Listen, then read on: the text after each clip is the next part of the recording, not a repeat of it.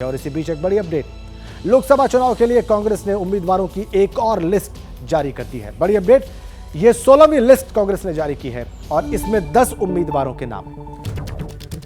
दिल्ली से 3 उम्मीदवार घोषित किए हैं कांग्रेस पार्टी ने। उत्तर पूर्वी दिल्ली सीट से कन्हैया कुमार को टिकट दिया है। जालंधर से पंजाब के पूर्व सीएम चरणजीत सिंह चन्नी को टिकट दिया गया है। 10 उम्मीदवारों की लिस्ट, 16वीं लिस्ट। और उत्तर पश्चिमी दिल्ली से कांग्रेस ने उदित राज को अपना उम्मीदवार बनाया है। उदित राज इस सीट पर बीजेपी के टिकट पर एक बार सांसद रह चुके हैं। उनसे बात की एबीपी न्यूज संवाददाता दिव्यांकर तिवारी ने। देर से ही सही, लेकिन कांग्रेस ने दिल्ली में बची हुई 3 सीटों पर उम्मीदवारों के नाम की घोषणा कर दी है। मेरे साथ बात करने के लिए मौजूद हैं उत्तर पश्चिम दिल्ली से लोकसभा प्रत्याशी कांग्रेस के उदित राज जी। सर, सबसे पहले आपको बहुत बहुत बधाई। धन्यवाद।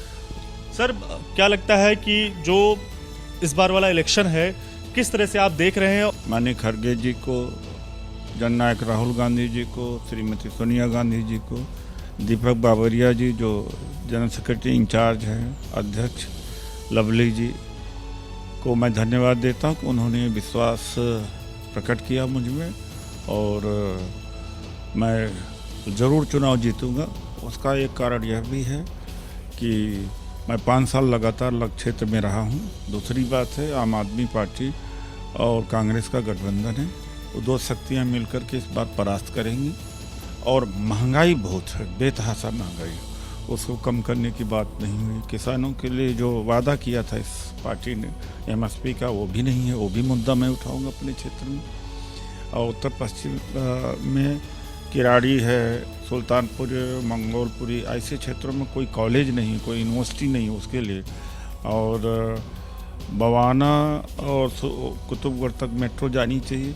हम जब थे तो हमने सैंक्शन कराया था नरेला तक मेट्रो प्रोजेक्ट को, लेकिन अभी तक बनना शुरू नहीं हुआ। उसको बनवाना जरूरी है। बीजेपी एक और कह रही है कि अब की बार 400 पार, दिल्ली की सभी 7 सीटें पर हम जीत हासिल करेंगे। आपको क्या लगता है? देखिए, चालाकी भरी नीति बीजेपी की हमेशा रही है। 2017 में जब काउंसिलर्स जब हारने लगे थे एमसीडी, तो एक चतुराई भरा स्टेप उठाया था कि इन सारे काउंसिलर से पार्टी नाराज है, इन्होंने भ्रष्टाचार किया, काम नहीं किया, टिकट काट दिया।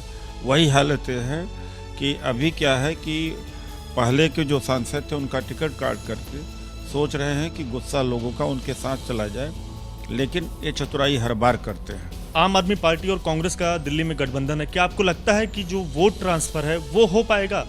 बिल्कुल वोट ट्रांसफर होगा। परिस्थितियों का इस तरह से निर्माण है, क्योंकि संविधान बचाना है, लोकतंत्र बचाना है। सब लोग डरे सहमे हैं, अभी बोल नहीं रहे हैं, लेकिन वोट के दिन ये जरूर प्रकट होगा। प्रत्याशी के तौर पर या बीजेपी के जीते हुए कैंडिडेट के तौर पर आपने नॉर्थ वेस्ट लोकसभा का प्रतिनिधित्व किया है, जो आपने काम किया, क्या उसका फायदा इस लोकसभा चुनाव में? उसका ही ज़्यादा फायदा मिल रहा है मुझे, उसका बहुत फायदा मिल रहा है, चाहे जो देख ले।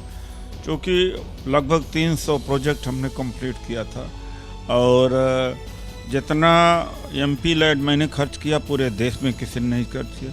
4 आदर्श गांव को हमने अपनाया था, बनाया जा आधे से ज़्यादा एमपी तो आदर्श गांव एडॉप्ट करने से मना कर दिया। आप भी वेबसाइट पे चेक कर लीजिए कि जितना काम हमने किया शायद ही कोई काम किया होगा। उदित राज की बात आपने देखी। कांग्रेस ने दिल्ली की चांदनी चौक सीट से भी उम्मीदवार घोषित कर दिया है। चांदनी चौक सीट पर दिग्गज नेता जेपी अग्रवाल को कांग्रेस ने अपना उम्मीदवार बनाया है।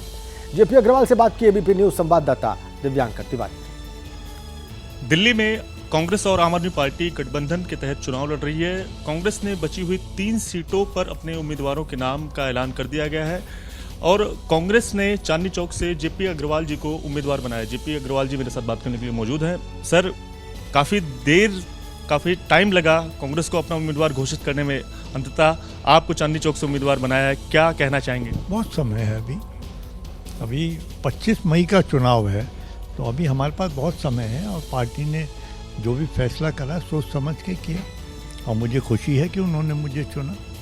क्या मुद्दे आपके लिए सबसे ज़्यादा मतलब मुख्य बिंदु रहेंगे जिसको लेकर आप चांदनी चौक की जनता के बीच जाएंगे और वोट मांगेंगे? मेरा ये चांदनी चौक से 8वां लोकसभा का चुनाव होगा और मैं बराबर पार्लियामेंट में लोगों की समस्याओं को उठाता रहा हूँ। तो मुझे यहाँ की समस्याओं के बारे में मालूम है। लोगों से मेरे रिश्ते बहुत अच्छे हैं।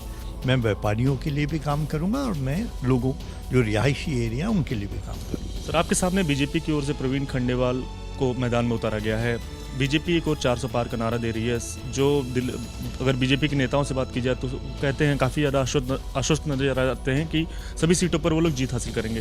क्या एक चुनौती है प्रवीण खंडेवाल आपके लिए? बात ये भविष्यवाणी कर रहे हैं अभी से कि साहब 400 होंगे हमारी सीटें। मुझे लगता है कि वो जो मौजूदा सरकार है वो अपने मुद्दों में नाकामयाब रही है, फेल्योर रही है। आप बेरोजगारी देख लें, आप महंगाई देख लें, आप व्यापारियों की समस्या के बारे में देख लें, कोई सुलझाने के लिए तैयार नहीं है, कोई सुनने के लिए भी तैयार नहीं है। पिछले 10 साल में सरकार ने कोई काम नहीं करा। सर, आपकी सीट को लेकर अगर बात की जाए तो कई लोगों के नाम चल रहे थे, चाहे वो अलका लांबा का हो, चाहे वो संदीप दीक्षित का हो।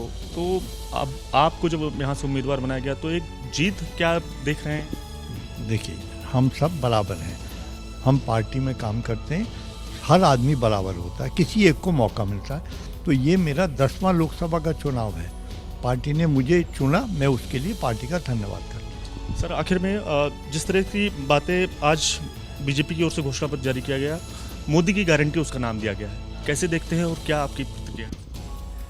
पहली बात तो ये मोदी की गारंटी मतलब सरकार की गारंटी नहीं है, ये इंडिविजुअल एक आदमी की गारंटी है। और जब उन्होंने कहा था मैं देश नहीं बिकने दूंगा और एक एक चीज़ करके उन्होंने सब रेलवे भी भेज दिया, एयरपोर्ट भी भेज दिए। मुझे नहीं लगता किसी एक वर्ग के बारे में संजीदगी के साथ कोई काम हुआ है। शुक्रिया बात करने के लिए। तो जेपी अग्रवाल जी का ये कहना है कि जो लोग हैं वो काफ़ी ज़्यादा समझदार और संजीदगी के साथ उनके लिए यानी इंडिया अलायंस के उम्मीदवार के रूप में जेपी अग्रवाल को चांदनी चौक से उम्मीदवार बनाया गया और उनके लिए वोट करेंगे। अब देखने वाली बात होगी जब इलेक्शन के रिजल्ट आते हैं तो क्या नतीजा निकलता है। लेकिन देर से ही लेकिन कांग्रेस ने जो बची हुई 3 सीटें थीं उसको लेकर उम्मीदवारों की घोषणा की है। अब जो 25 मई को जब इलेक्शन होगा तो उसके बाद ही जब फैसला आएगा तब देखने वाली बात होगी कौन इस सीट से जीत हासिल करता है। कैमरा पर्सन धर्मेंद्र गौतम के साथ दिव्यांकर तिवारी, एबीपी न्यूज़, दिल्ली।